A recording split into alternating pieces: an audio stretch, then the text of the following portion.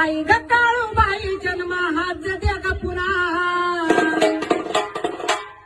अग आई ग काळूबाई जन्म हाच दे ग पुन्हा